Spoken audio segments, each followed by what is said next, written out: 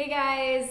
Today I'm going to be talking about skincare tips for acne-prone skin. So I wanted to talk about this because I always talk about acne on my Instagram page because it's the one thing that is always consistent in my life. I first want to start by saying I don't wear makeup. I don't think I've even put makeup on my skin for at this point 8 months. No foundation, nothing. It's not like I don't wear makeup because of acne, but the reason why I'm bringing it up is because clearly my skin has a lot of breathing that it can do and it still breaks out. So technically what my point is that sometimes acne, a lot of the times it is literally just internal, it's just hormonal, and it's just sometimes genetics and all that stuff. So this video isn't saying I'm gonna give you tips to completely cure it because I still suffer with acne. Yes, I'm not wearing makeup or anything, but if I go close to the camera, you can see there's a lot of scarring that I have from pimples that were there a month ago. When I get a pimple, the little scar will stay for a while. And I do have a lot of awesome products to help fade scars and stuff, and a lot of great products out there that actually do work. I started to want to think of other ways to help out with the whole acne issue because it really does get better depending on what I do in my diet, what I eat, the products that I use. Obviously it's still always there, it still pops up, but the severity of it, I would say, is so much less when I'm doing these tips. If I were to describe my skin from moderate, mild, or severe acne, I would say it's moderate. I'm not gonna lie, I have watched a lot of girls on YouTube and seen people that when they don't wear any foundation, it's just juicy cystic acne, and my acne is not like that, thankfully. But it still is always consistently there. The first thing I want to talk about before I go into the cool products that I'm trying right now is water.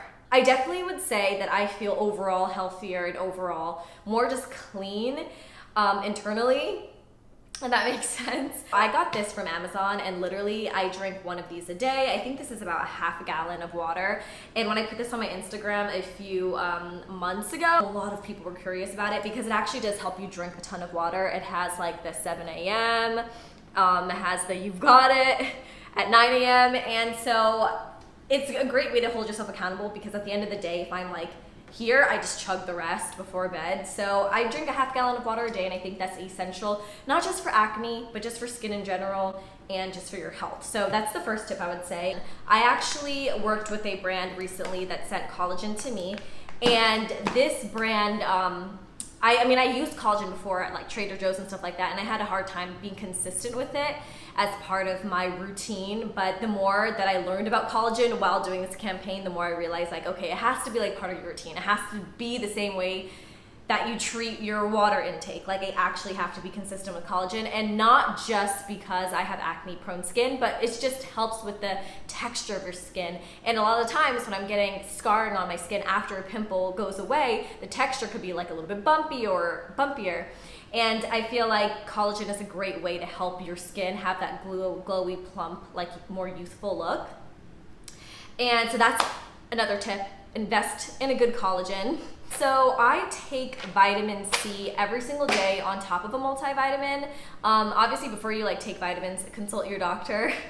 But the reason why I take vitamin C is because it is supposed to be really good for your skin and just the overall texture and the glow of it, and definitely, I'm assuming, acne. And the last thing I want to say is I started using fresher products.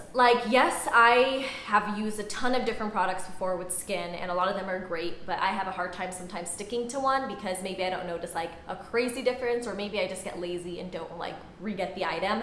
But I want to work on this myself, and I also want to help you guys work on this, hopefully, is that to make sure you actually do use good skincare. Don't use hand washing soap on your face, and I definitely have done that before. And the reason why I feel I did that before is because I was trying to dry out my face because naturally I have oily skin, but that's still not good for you.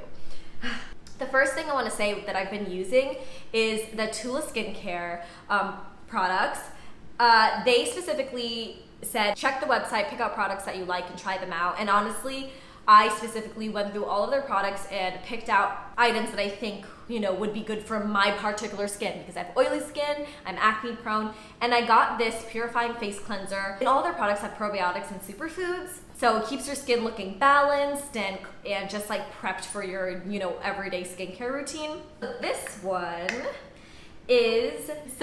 I've been using every single day, just so you can kind of see the texture.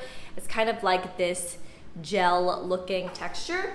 And I actually really love this cleanser. Once you put it on your face, like you feel like really fresh. Oh my God, there's actually one more thing that I wanted to say. Hold on, it's for your skincare routine. Okay, I got this gifted a while ago too, and I literally still use this every single day. It's one of those like facial things. I don't like go under my eyes harshly or anything, because obviously no one wants wrinkles.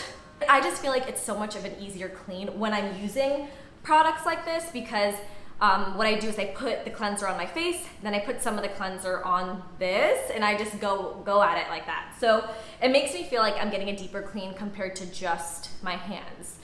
This is a deep exfoliating blackhead scrub.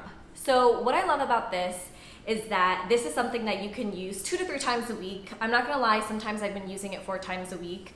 But it's just like an exfoliating scrub, and it has, let me show you. I always like to smell products.